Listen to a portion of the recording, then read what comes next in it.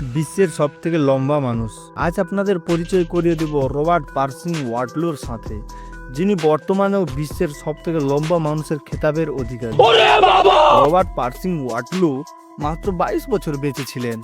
মৃত্যুর সময় তার উচ্চতা ছিল 8 ফুট 11.1 ইঞ্চি এবং ওজন ছিল 222.26 কেজি। রবার্ট পার্সিং ওয়াটলোর জন্ম হয় 1918 সালের 22 ফেব্রুয়ারি আমেরিকার এলটন শহরে।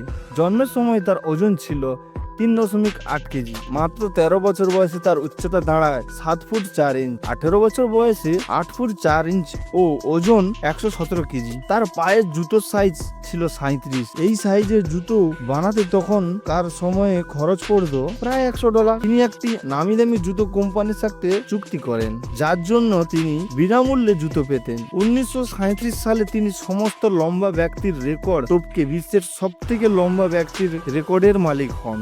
অধিক লম্বা হওয়ার কারণে তার পা দুর্বল হয়ে যেতে থাকে, যার ফলে তিনি পায়ে ধাতব ব্রেস পরা শুরু করেন। 1940 সালে 4 জুলাই তিনি মারাত্মকভাবে অসুস্থ হয়ে পড়েন। অবশেষে 1940 সালের 15 জুলাই ঘুমের মধ্যেই তিনি মারা যান। 19 জুলাই তার দাফন সম্পন্ন করা হয় এলটন শহরে।